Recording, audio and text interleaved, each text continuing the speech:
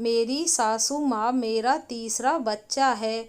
ऐसी बहू आज के ज़माने में कहाँ मिलती है। शाम को गर्मी थोड़ी थमी तो मैं जाकर निशा के पास बैठ गया। आखिर उसकी सासू माँ भी तो कई दिनों से बीमार है। सोचा खबर भी ले आऊं और निशा के पास बैठ भी आऊं।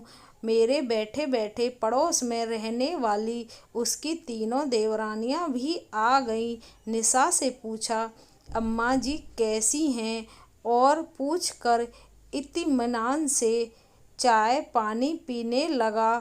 फिर एक एक करके अम्मा जी की बातें होने लगीं।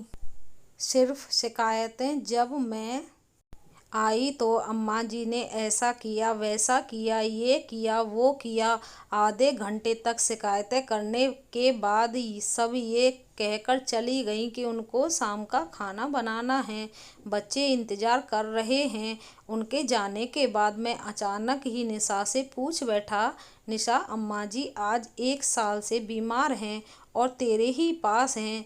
तेरे मन में नहीं आता कि कोई और भी रखे या इनका काम करे। माँ तो सबकी है।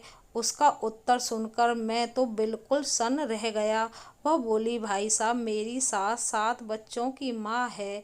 अपने बच्चों को पालने में, उनको अच्छी जिंदगी देने में कभी भी अपने सुख की परवाह नहीं की। सबकी अच्छी तरह से परवरिश की। ये जो आप देख रहे हैं ना, मेरा घर, पति, बेटा बेटी, शानो शौकत सब मेरी सासू जी की ही देन है।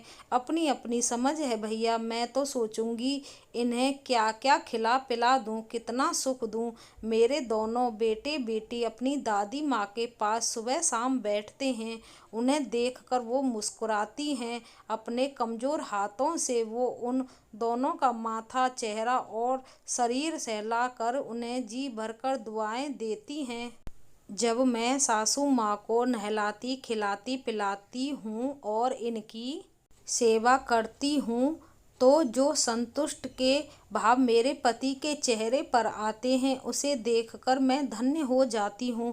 मन में ऐसा एहसास होता है जैसे दुनिया का सबसे बड़ा सुख मिल गया हो।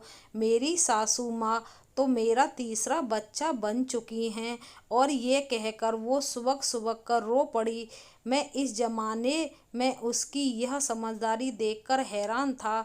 मैंने मन ही मन उसे नमन किया और उसकी सराहना की कि ऐसे कुछ निहित स्वार्थ अपने ही लोग तरह तरह के बहाने बना लेते हैं तथा अपनी आज़ादी और ऐशो अय्याशी के लिए अपने प्यार एवं ममता की मूरत को ठुकरा देते हैं। दोस्तों, ये कहानी आपको पसंद आई है तो लाइक शेयर कमेंट करना। धन्यवाद।